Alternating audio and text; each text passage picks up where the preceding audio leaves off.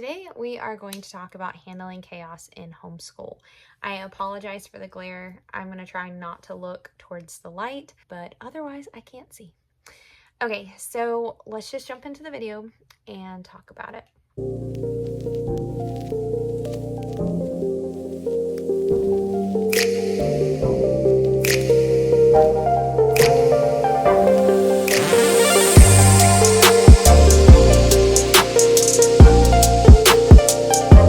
Hi, my name is Amanda from Learning to Love Well, and if you are new to this channel, we talk about everything from the practical to biblical encouragement, homeschool from a biblical worldview. I try to be very prayerful about what I'm going to share on my channel, and I pray that this helps you and helps you run a smoother homeschool. So without further ado, let's just get into the video. Let's talk about it. I'm going to set this up in 5 points, which if you've homeschooled or if you're new to homeschooling, or even if you're thinking about homeschooling, if you have more than one kid, you know, we're dealing with little people and we're also dealing with the housework and whatever else we have to do to get things done. And so sometimes it can be a little chaotic. Like, it can just be a little bit chaotic. And I think sometimes we picture that everything should run smoothly, or that everything should just like run very seamlessly all the time. And there is grace for that. I've seen it. But then there's also days that sometimes we're like, okay, why is everything so chaotic? Like, why? And so today we're going to talk about if you are feeling like, man, everything just seems to be chaotic. I don't know what I'm doing, and I just need to get things a little bit better and a little running a little more smoother so we can get more accomplished. Today's video is what we're going to talk about. I have 5 things that I want you to prayerfully consider a little bit more effectively and efficiently and to manage some of that chaos. Okay, so number 1 is probably the most important thing. We actually talked about it a little while back on a mom's attitudes video, and it's very similar. One of the best things that we can make sure that we are doing to help our homeschools run smoothly is spend time alone with the Lord.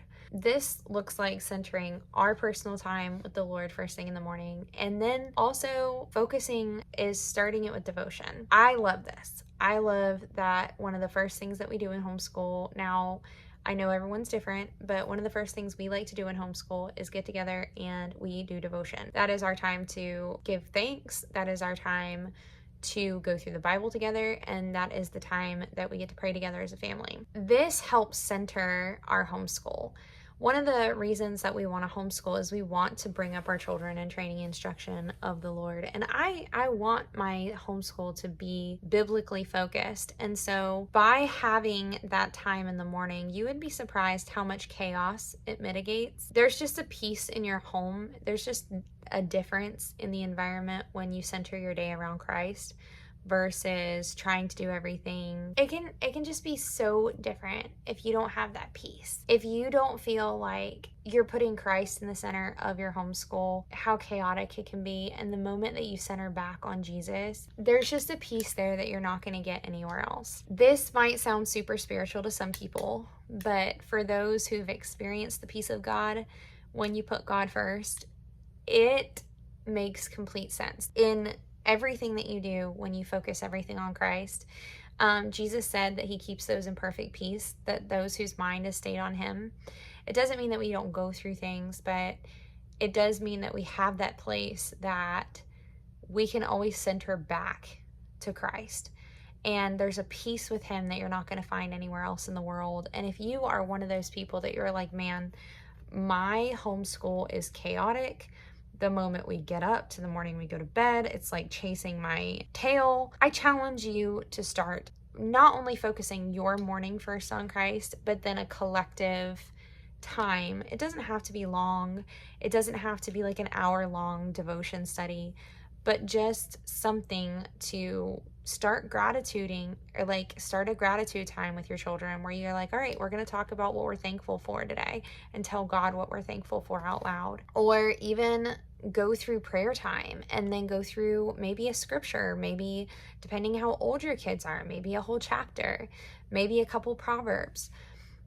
And you will see that there is such a difference and a shift in your homeschool that I don't even think you're gonna be able to put words to, other than it just works better. It's like putting the right kind of oil in your engine. Like it just works better. That would be my first thing. If you are feeling like there's just chaos all the time, is to take that time to pray with your kids first thing in the morning and have your own personal devotion time, and just see how much different your day will be in homeschool and how much less chaotic it can be. Okay, so number 2 is make a plan with some wiggle room. Now, I know this is going to be controversial. I know that some people like to just kind of do whatever they want, whenever they want, which is fine if that works for you. I would call this a flow. In our homeschool, I've actually showed you guys before, I have a plan that kind of goes down the list of things and what time and kind of like deadlines of when we need to be moving on to the next thing. This works out so great for my family, because even if, like last night, I was up until 2 a.m. in the morning because I had an ER visit I had to do. So mommy was a little late getting up today and we were a little slow, but my kids already knew what to do. There's already a game plan. There's already a flow in our home so that no one is like lost first thing in the morning. Everyone kind of knows what we're doing. Everyone knows what the next steps are, and it's very easy now for me to be like, all right, go do your morning chores. They already know what those are. Hey, go do closing shift. They already know what that is. All of these things, and start setting up this routine so that even when things get bumped and kind of moved out of the way because life happens, there's still a flow that everyone can kind of flow into, and then there's way less chaos even. So like, for example, if your kids know that first thing in the morning, hey, we're going to do devotion time together. And then after devotion time, before devotion time, everyone needs to get their morning chores done. Everyone needs to eat breakfast. And then we're going to flow right into our together subjects. There's a flow with that. Like, my kids know what the plan is. We know that things can kind of get bumped around, but basically the main flow of the day is the same. If you do not know where to even begin with this, 1, pray about it. 2, look at the things that are the non-negotiables. And these are the things like, okay, we have together subjects. Decide whether you want to do your together subjects first or after. Decide whether it would look better for your family to do devotion and then do all the core subjects and then work on together subjects later. Decide, and again, when I say decide, I'm saying pray through this as you're deciding this, right? Because God ultimately knows the best thing, and if James 1:5 says if you ask for wisdom, he will give it to you. So I will definitely say always go to God for wisdom. And really think about what works for the flow of your family. If you know that there's one kid that needs to be worked with first thing in the morning because otherwise by noontime they're a little antsy, work that into that flow of your day. And then that way you have a little wiggle room. Give yourself a little bit of a extra time budget. You know, if you know that you need another 15, 20 minutes here because something happened, go ahead and write that into your plan. And so then that way you're not stressed if things go a little over or a little under. So that would be the next thing, is write down a flow, get things on track to where your kids know what's going on. We have ours posted by the calendar in the hallway.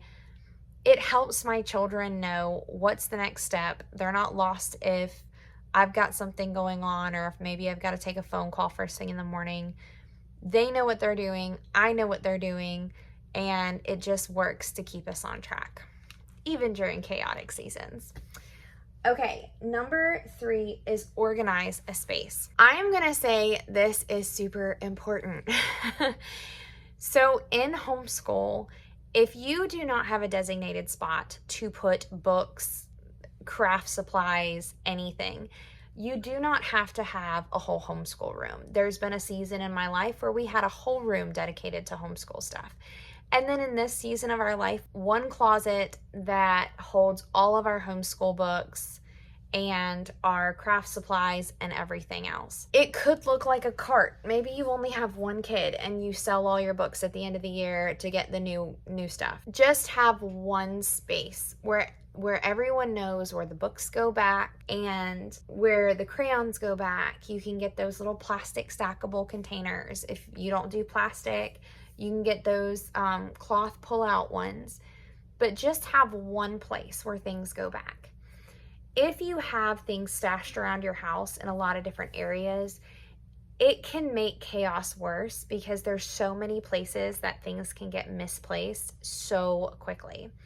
I have 4 kids.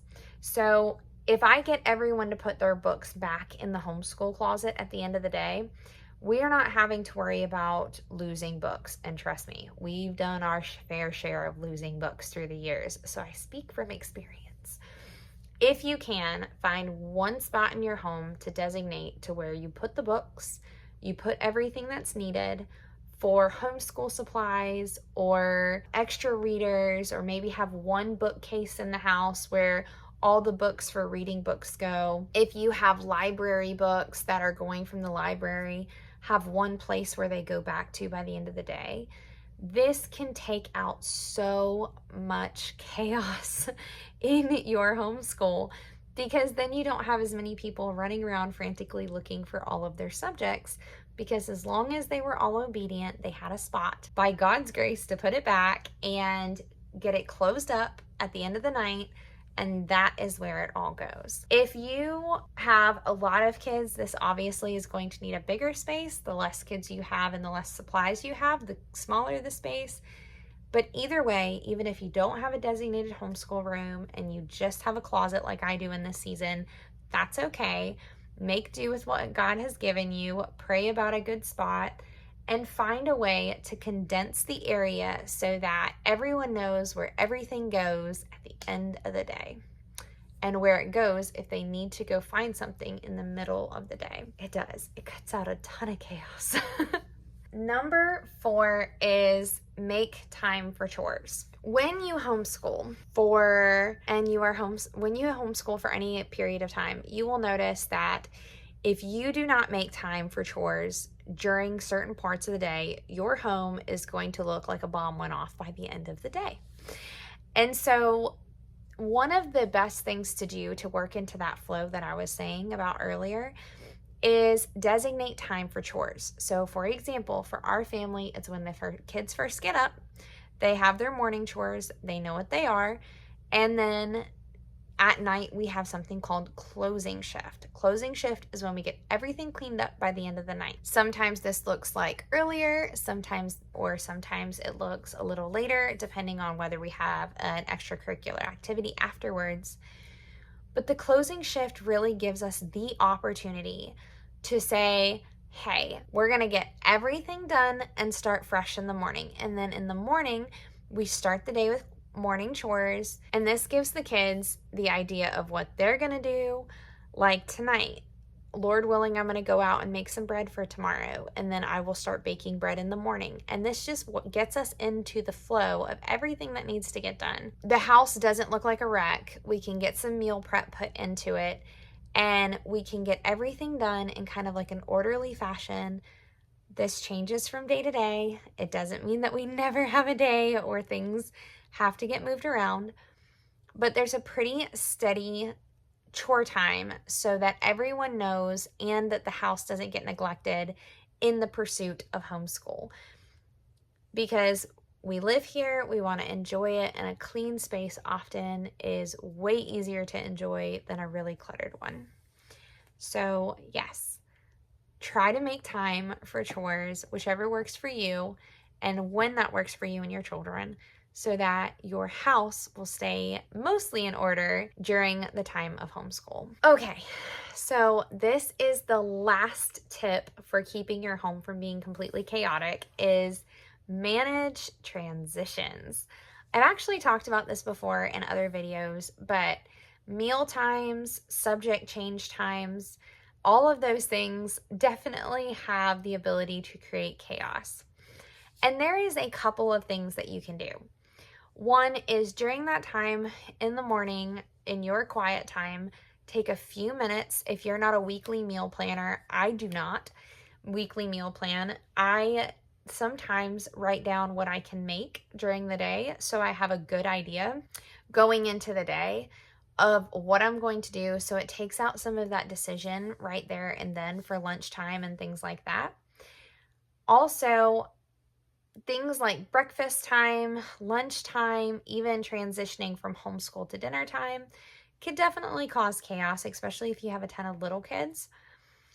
So having ideas ahead of time about what you're going to do for the meals, what the plan is for your homeschool, the supplies that you're going to need. So if you're transitioning to a time of like, okay, we're going to put the books away, we're going to do a hands-on project.